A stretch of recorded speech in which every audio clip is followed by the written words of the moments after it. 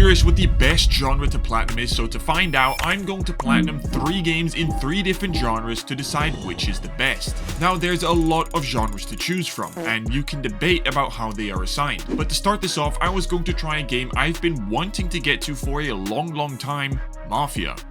According to PlayStation, Mafia is an action first-person shooter, but if you know anything about the game, you'll already know that that's BS, so I'm going to call this a linear open-world action-adventure game. The thing is, it's not actually open-world, it's called free ride here, but we'll head into that once we're finished with the story. I've wanted to properly get into this series for a long time, and I already knew about one notorious trophy for winning the race, because I have to play through the game on the highest classic difficulty. We play as Uber driver Tommy Angelo that has an appointment with a detective about a case Tommy might know a thing or two about. He's seeking protection for his family, and he narrates the game whilst we meet up with Paulie and Sam as they are running from the ops, learning the driving mechanics instantly and escape from them to earn our first trophy. Chase through the night. An offer you can't refuse. Yeah, I think this story is gonna be very good. This is gonna be a very good game. Apart from the 30 FPS, that's fucking wank. We drop the boys off and do a few more Uber rides to also learn that we cannot speed in this game if we want to avoid the cops, which was a sick and not frustrating feature, I can't even lie. But Tommy soon needed some backup from his new friends, so we go back there and here we aura farm them ops away. Holy aura. Trophies would pop at the end of each mission, but although the world was open world and I can travel anywhere I wanted, there was nothing to do here, so I just focused on the main missions. I was also keeping my eyes open for any collectibles because there would be a lot to find and some are locked in missions. We had now become more than friends with the Don and actually joined the Mafia. I know, crazy, who would have expected that, but this is where the Italians and Irish mix together for a lot of beef. Tommy has some introduction to the gang life missions whilst working for Don Salieri, together with our mates Paulie and Sam. But as always, that suddenly goes wrong and it starts getting a little more serious. Not only story-wise, but also because this was the start of the one trophy I knew existed. The trophy supercharged is for winning the race, but to start that we first need to get a sabotaged race car there, because people had placed bets on the wrong driver to win, but driving this car to and from the track was already tough enough. Jesus, this thing does not turn. Oh my god, okay. Oh my god, this car. He's gonna misbehave. Fuck, dude. I thought she already misbehaved. Oh my god, it's going left and right on its own. It's like driving when I'm drunk. What the f— 10 seconds! 10 seconds! And I crashed the car. Oh my— Oh, fuck me. Bless you. Thank you. I am the exact same speed.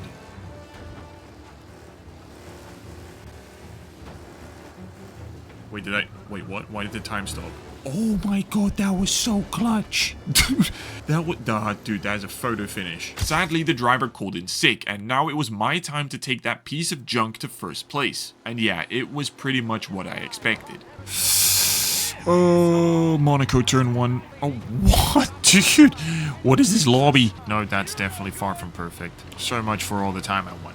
I don't think I'm gonna win this. They're telling me to restart race before it's over. I have to restart race. Don't.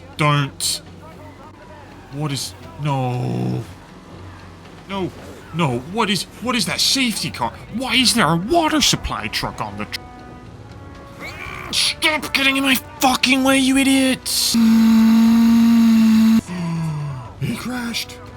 He crashed into him. Please give me a better exit. Please give me a better exit. Oh my fucking god, he's got a better exit. Come on, these are the corners they always slow down. Yes. DRS, please, something. Slipstream, catch up. This is a bad corner. Very bad corner. Oh my fucking god, he's got it. I don't like this corner. No, don't go wide. No. I need the best fucking exit this game. Oh my god, he crashed. Oh my god, don't care. Yes! Okay. Let's fucking go, dude. That was not that really wasn't bad. I actually missed the missable trophy right at the end of the mission, so I'll have to circle back for that later. But honestly, I found the fighting more difficult because this little section right here took me almost just as long as the race, as I simply could not dodge his attack. But onwards we go through the gangster ranks, and I have the love of my life, Sarah, by my side. I really enjoyed the story so far, and the voice acting as well was top notch, and not something as cringe over the top as a lot of other games. But some stuff goes wrong because we ended the wrong people, and thus it was time for the craziest mission so far, as it was next time to take down opposite gang Don Morello. I had no idea how to infiltrate this party and kill his people, like this ain't no Hitman and dress up differently puzzle game, so I was forced to take him down the old-fashioned way. Now though, we have to survive a whole ass gang ganging up on us in this Ladies of the Night hotel. Jesus. I'm dead. A copy of Gangsters Monthly. You spam trophies in this game. Oh my god, you took 4 bullets. Oh, Tommy gun. Cover. I cannot explain this, but this little gardeny... Look, let me not die. Shoot that thing. 1 bullet to shoot the cannon. For fuck's sake. I was gonna say that looks like an exact PS3 level set design thing. What the fuck? Like, what the fuck? First bullet hits and then everything misses? And what is going on? I mean... Yeah, I honestly didn't like the combat and shooting because it felt super inaccurate and weak. It caused me to struggle throughout this mission and actually die a couple times because this difficulty wasn't as easy as I thought it'd be. But we shoot our way through Don Morello's men and through the rooftops and churches we go. Dude, this is an insane mission. To eventually escape in a hearse and make it out. Murdering the House of God, dude, that was an insanely cinematic mission. I was really getting soaked into the story now and loved how it unfolded. The mission design for some of these was a little off because the damage to health ratio felt a bit over the top, especially with these inevitable linear game Uncharted at chases to keep the trucks alive. But things were definitely heating up between the gangs, and even so much that we might have a rat in our group. And of course, it's the accountant, who we then have to stealth tail to the airport. The Don had given his orders, but Tommy was a nice enough guy to spare him whilst they went with Ed Galbraith. God damn you, Frank. It was missions like this that really made the game feel real and not very typical game-like story. It was just a pure cliché but cool Mafia story.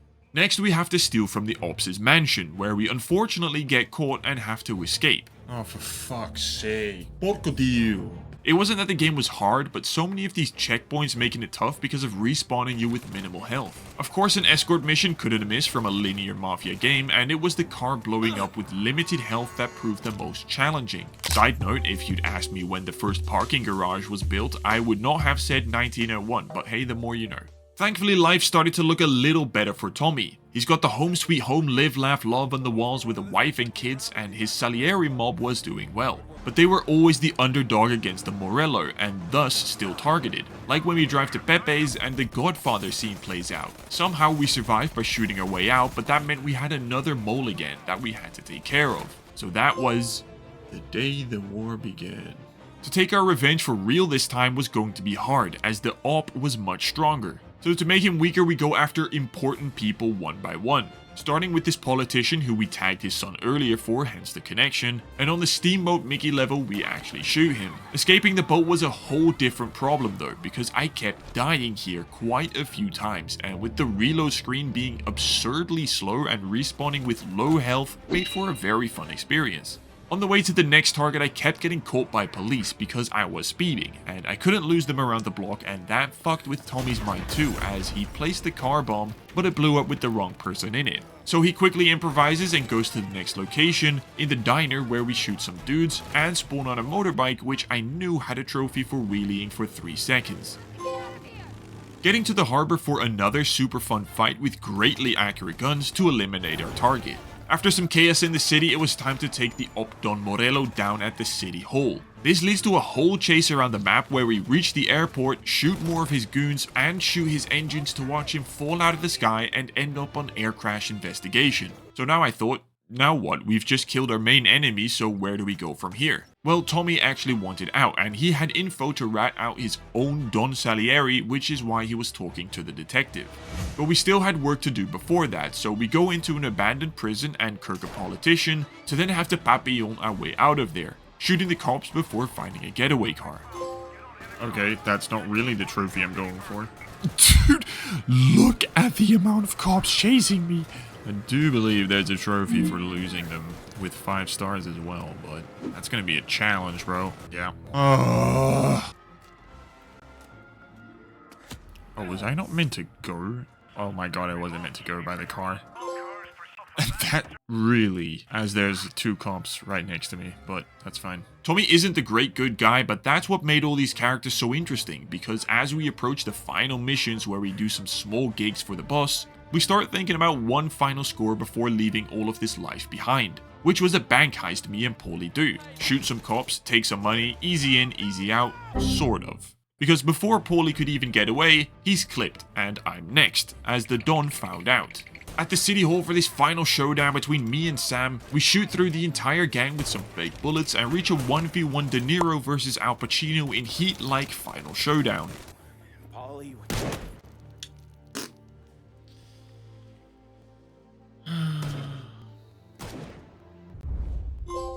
Made man.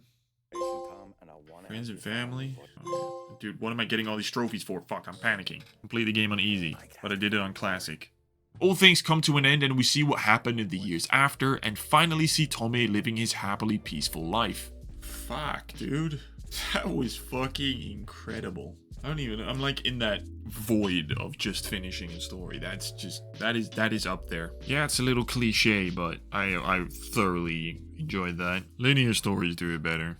Now into the weird part about this game, because the not open world we played through is now being revisited to not do fun stuff and explore, but rather to find an absurd amount of collectibles. Also a few other trophies like being a civilized citizen by paying a speeding fine, and then doing the opposite by refusing to be arrested.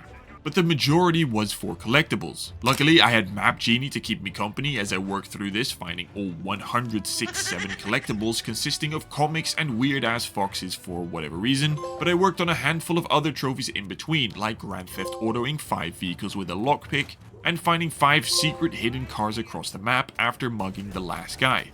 These also counted towards the 30 cars in my garage trophy I'd need later, but I should enter enough vehicles whilst looking for these final collectibles. The devs on wanted posters weren't needed, but I did miss a couple collectibles in the story missions, so I had to do some replaying, including the infamous race mission where I also still had a missable trophy. Don't want to stay out of bounds too long.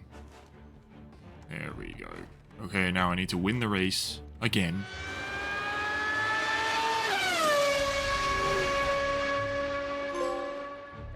Not classy. That actually counts as finishing the mission. Driving around old America was nice, listening to grandpa radio stations, just taking in the ambiance, finding the last gangster magazines, finally finding the 30th car I needed, reaching 50 miles per hour with this hunk of junk that barely reached the speed limit before going downhill and breaking the sound barrier, and then the last collectibles for the platinum. One more collectible. One more. Lending library. Whole story. Origin, the OG, brother. Great game. I really like that. I really like that. A great linear semi-open world experience, and I'm already looking forward to playing the others. The next genre I was going to give a shot was a follow-up to a game I thought was the best PS5 exclusive game, and that was one that I was super excited for to release, Saros. According to PlayStation, this is a third-person shooter, and you know what? I actually agree with them. But there's much more to this game than just shooting, as its primary genre is roguelike. However, I was met with a problem before even booting up the game. You know, I'm a big physical collector. However, for the first time ever, I had a problem with a fresh disc from the factory, as my game wouldn't install properly. Because you normally can't return a game after ripping the seal, I had to do something. but it kept getting stuck copying at the same spot, so after reinstalling database and going through all 9 hells of troubleshooting Reddit threads, I was able to get a new copy thanks to some goated customer service and installed the game because I hate purchasing a game digitally. So jumping into Saros, I was expecting a similar challenge to Returnal where I shoot enemies and bullet hell bosses, but they wasted no time to spawn in the first one. Oh my god, dude. Well, this feels like an unbeatable boss. Dude, I am not built for this yet. Oh, he is beatable. I just don't think I have the skills yet.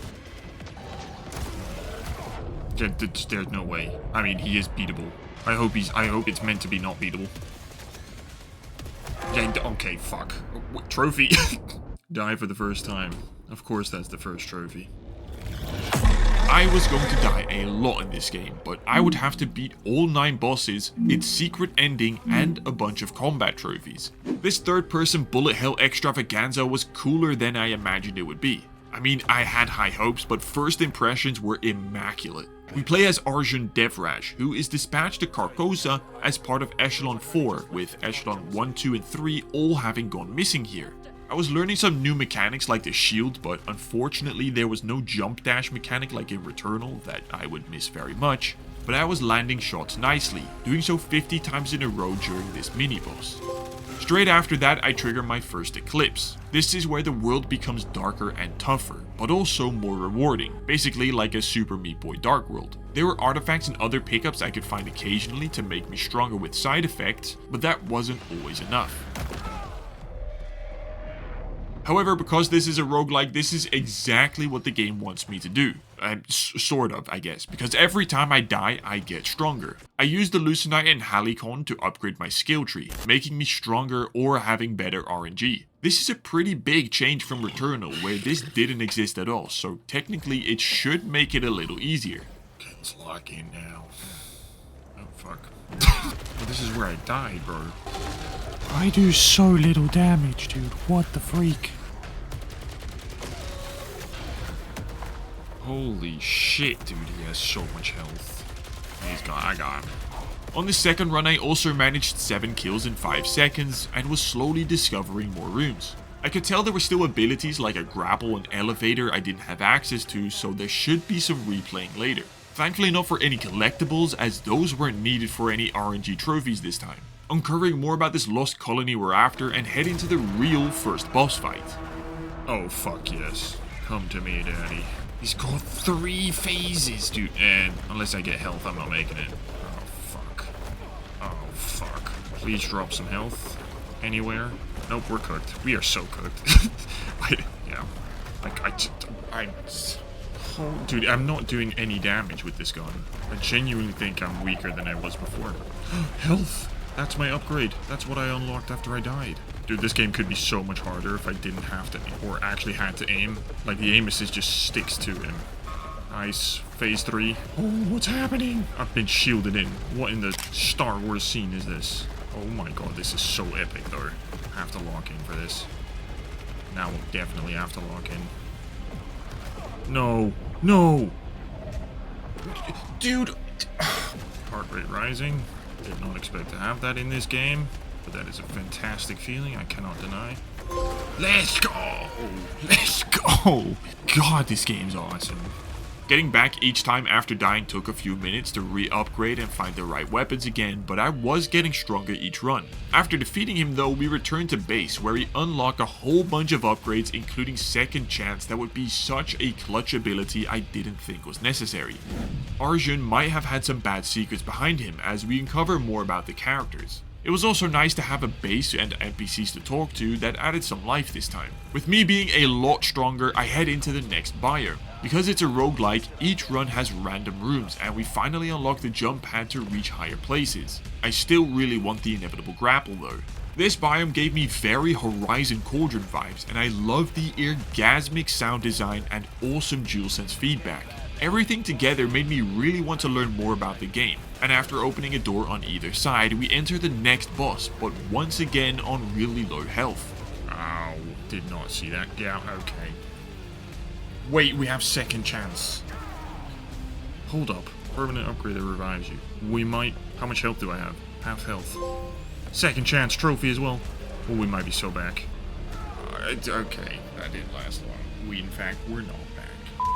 I blasted my way through another run to get back and quite quickly take care of the Overwatch character. Please just die. Just die. Just die. Thank you. A fellow colleague named Jerome was trapped behind here, but sadly he didn't make it. But I did meet another character that had separated from the colony and lived in a town they built. Through some lore I discovered it's been centuries since this, and that doesn't really line up with our timeline, so the sun is probably playing some tricks on us. Back at the base now, I spot a tree and decide to enter it. What the fuck? I don't know what this is, but this feels so Returnal. What the hell was that? No idea what that was, but the vibes are immaculate. And we have these now.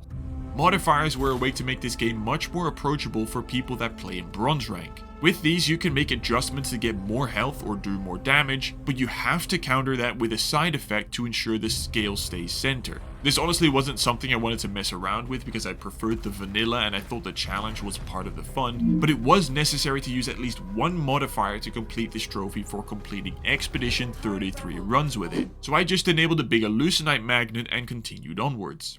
In the next biome, I unlock the inevitable grapple, but also discover a nightmare strand. There would be 7 of these difficult challenge rooms I would need to beat throughout the game, and would spam enemies through 3 rooms at me. But it was actually much easier than I thought. Is that it? That's so doable. And, I mean, it's cringe to say every time, but it's so much fun. I also learned that the eclipse was fucking with people's minds and it was starting to feel like a religious cult to anyone that got involved. Shooting my way through some more average enemies to already reach the boss who only had 1 health bar, but also got me down to 1 HP. Oh my god, this is stressful, dude. It feels like I'm playing a Souls game again. I am not built for this. No! Oh my god, I'm gonna die. Yeah. I have second chance. Holy... Oh, that's because I did the nightmare thing. Oh, that's so clutch, dude. Let's go! I know I'm not great at boss fights anymore and I've been humbled by certain comments explaining how I suck at video games, but I'm trying, okay? I'm not built like you young god gamers no more. Like, damn, please, bro. Traveling towards the Carcosan city to find more Echelon members, I was finding new weapons throughout each biome. And here it was the crossbow, which after 3 seconds of using it gave me a trophy for hitting 3 hostiles at once. The crossbow would quickly become one of my favorite weapons because it was so easy to use against clusters of enemies, but I was still waiting for my double jump. Although I was getting much stronger and feeling more at home in game, I really wish the game offered more movement like a Returnal, but I'm just nitpicking at that point. I activate 2 elevated buttons once again to approach another boss. I just knew that was gonna happen. I have no idea what I'm aiming at. Just shoot. Okay, holy shit. I don't think I finished my sentence, but I have no idea what my target is. What am I shooting at, dude? Ow, fuck. Don't kill me. Don't, not me. No, please. Please, please, please, please, please, dude. Tell me I have second chance. I think I have second chance. That is second chance. Let's go. Come on. Don't, oh my god, it's happening again. Why? Where is he? Why would he switch up his attack for the last 10%, bro? Please. Let's go, Legion. I mean, that was a insanely easy boss, but super pretty. Yeah, this game was gorgeous on this alien planet, and the glowing projectiles lit everything up like it was really so good. Story-wise, we see another Nitya hologram, who has been talking to us a few times already and has some sort of relation to Arjun. And when returning to the base hub, there's an emergency meeting going on, and 2 of our mates have turned into zombies by staring at the eclipse sun for too long. No, they don't have a sunburn, but are instead hypnotized by its religion or something. It was becoming pretty clear that we have to take down this eclipse sun god thing, what its followers are calling the Yellow Shore. But then I see this. Holy shit, it's the cover art. I thought this was going to be the final boss, but turns out this was just a really cool looking enemy and the real cover art would have to wait. Because I honestly felt like I was approaching the end of the story already and even felt like this was the final boss. I just got bombarded with gear, so I am expecting the most insane boss fight when I ascend this tower. This very much reminds me of Hyperion though. That's the boss. Yeah, this feels like a final boss fight. Phase 1. Phase fucking 1. That wasn't meant to happen. huge.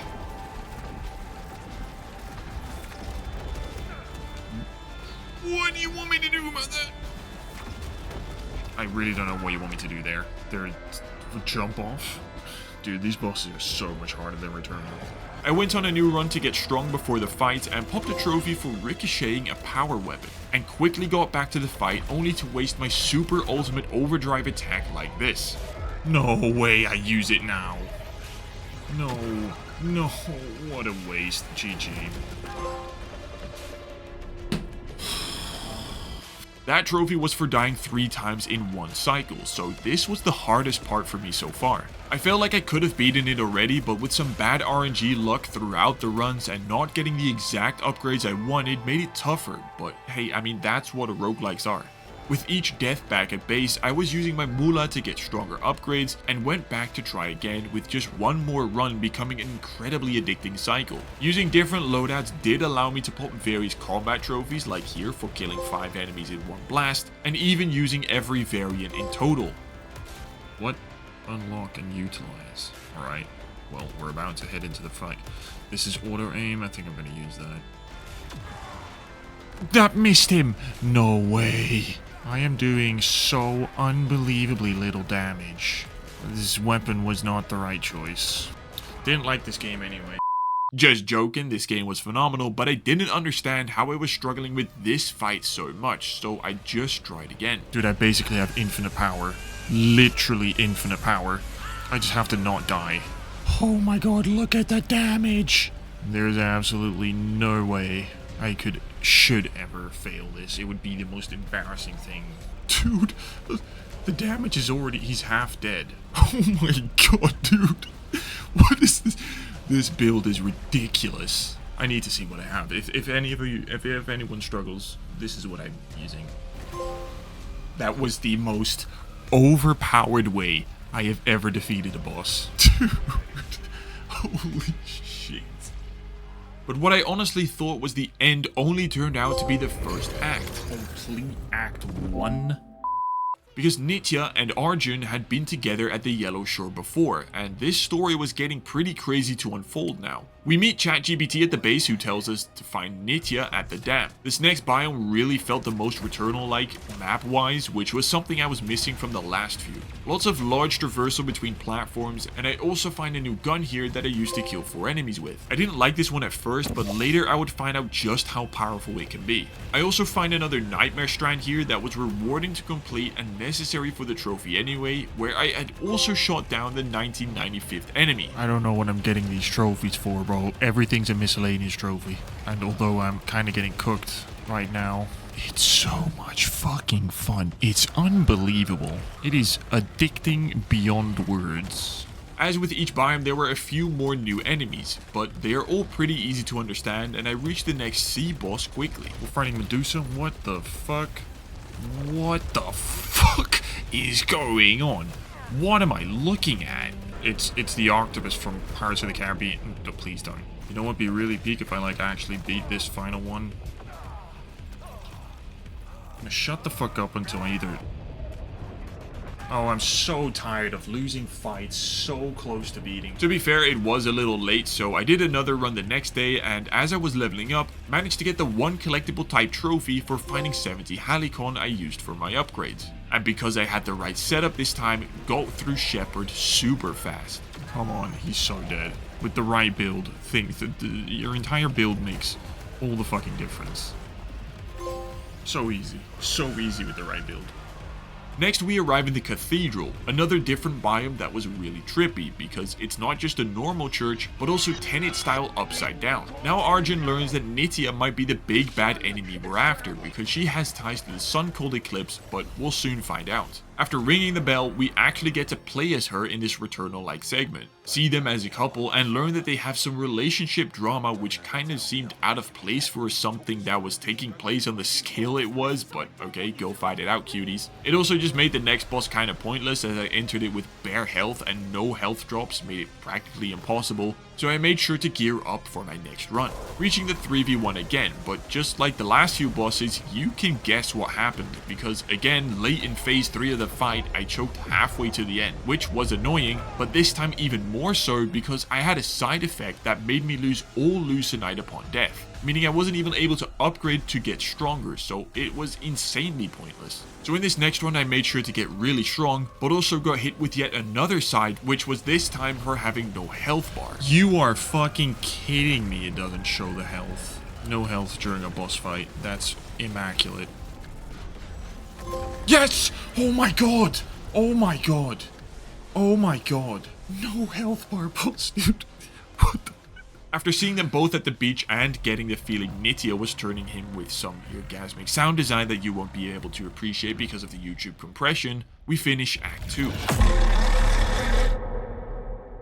I loved the confusing strangeness of the story with these dreams, but I kept thinking we were near the end. But acts always come in threes, so the final act was up next. The final biome wasn't particularly large and I shot a lot of enemies, but I was noticing Arjun acting a little strange now with what he was saying, because I arrived at the final boss king fast, only to have this happen within seconds.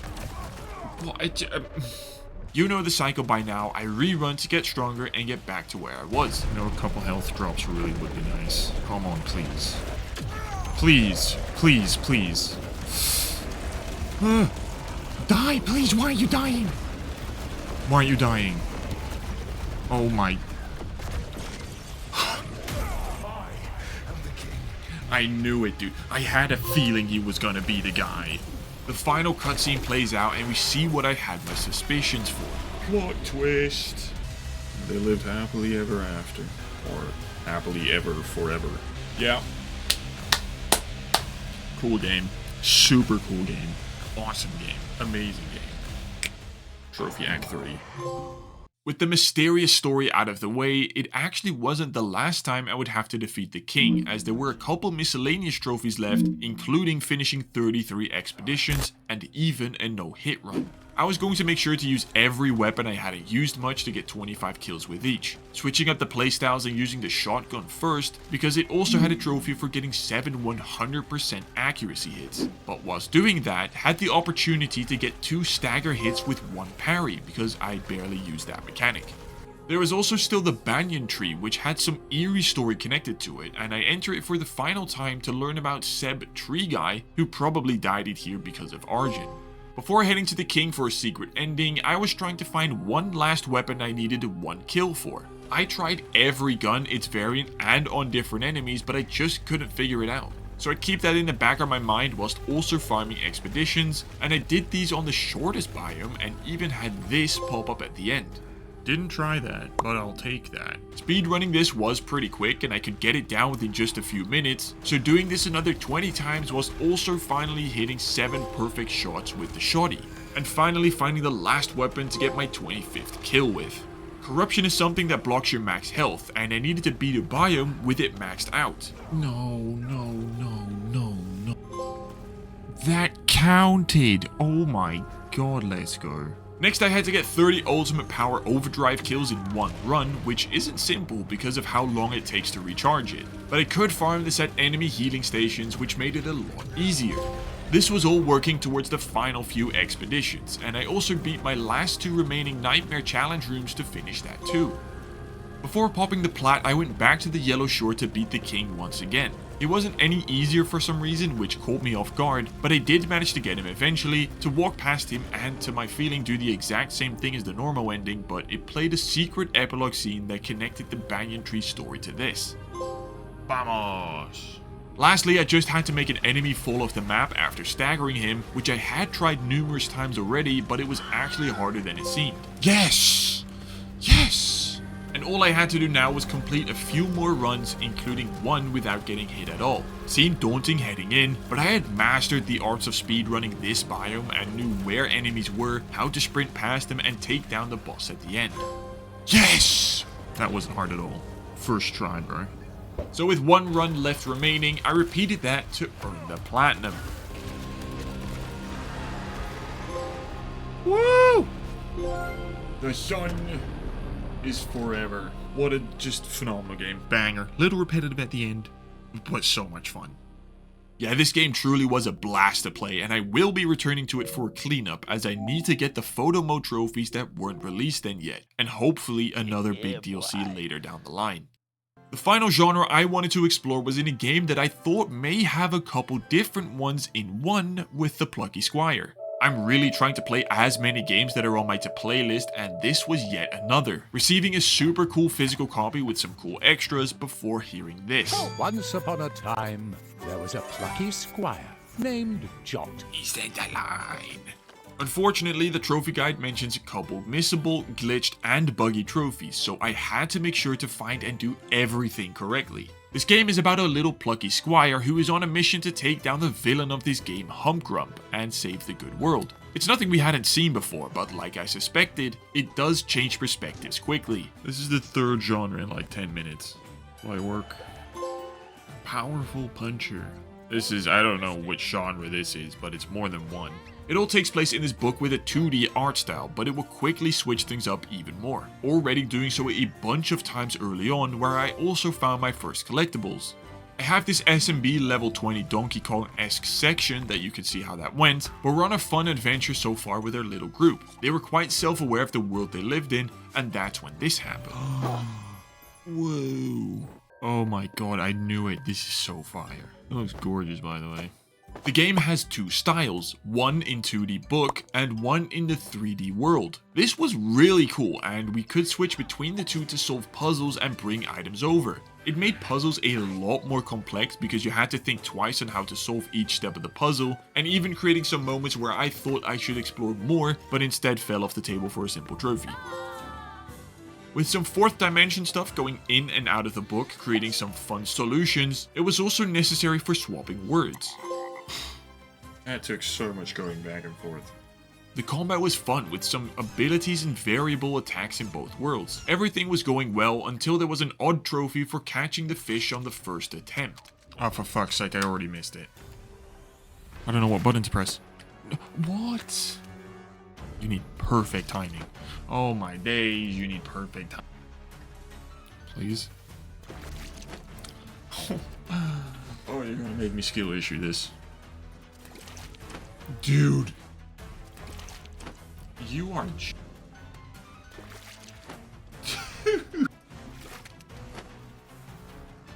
I don't... Fish grab trophy from the block. Bet. No way that works first try. I mean, not for first try after watching the video. Thank you, Pharaoh. Fish grabbed. There were more word puzzles like making a huge bridge, but I kept getting closer to Humpty Grumpty to take him down. Finding the collectibles as we go along, switching styles so often. Oh, now we're playing a TCG. Okay.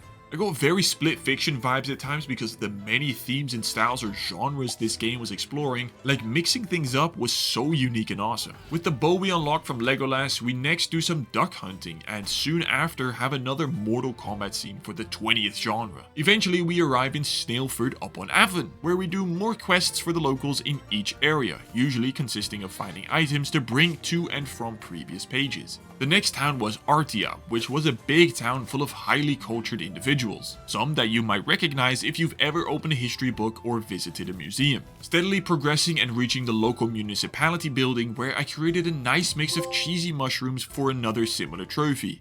Also getting my doodle jump ability with this jetpack a little later, and really digging the game. The variety in gameplay in this game is so cool. It just doesn't get tiring. Getting a quick Luke Skywalker trophy for jumping on that same mug, and then having a 1v1 with Mega Death Eagle to spam a nut across the screen. Although backtracking for each puzzle was getting a bit overdone. 1, 2, 3, say cheese. Cheese pillar. I'd be happy if I didn't have to go back 13 pages for each item. Each chapter came with a new theme and a local quest, so we saved the trolls to make our way to Boogie Bomb Beach, saving the day there and learn a new ability to find more hidden areas, but mostly used to solve puzzles between the 2 and 3D worlds. Go the other way! What is wrong with you? Oh my god, are you fucking magnetized to that one pit, bro? Dude! My guy! Why are you not rolling to the other one? I can't, dude. Finally, goddamn, bro. Luckily, I was approaching the plat as I already reached full upgrade, and then having to blow up the tanks in the town to save the guy behind La Casa de Papel and getting close to Humgrump. Not before having a boomer 1v1 playing Block Blast or whatever it's called, where I feel my mom would have done better than me for once. But Humgrump now takes over the book for a massive plot twist. Okay. What the restarting the game? Oh my, no way. I really like that.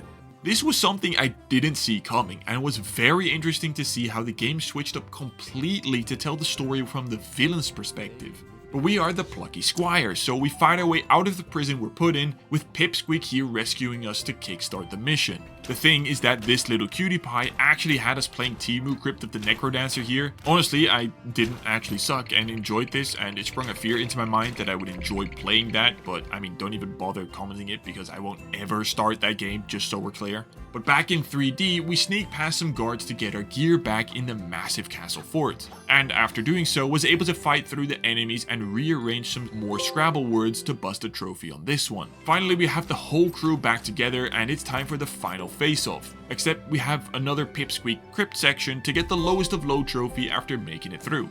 Then find the last art scroll and glitch bird, ensuring I hadn't missed a single one on this playthrough to avoid any buggy messes. And at Humpty Grumpty's palace now, the group each takes down one of his special boss moves to switch things up one last time, and then it was time to go into the final 1v1. This Dr. Nefarious Bullet Mania fight had 3 phases as he evolved, but just by holding down the shoot button and moving around was able to take him down once and for all. There we go. This triumphant Squire. We took him down. We see Artia celebrate the glorious W and finish the game. The end. Yay. Story complete. Wait. Bash. Get all the trophies. I really enjoyed that.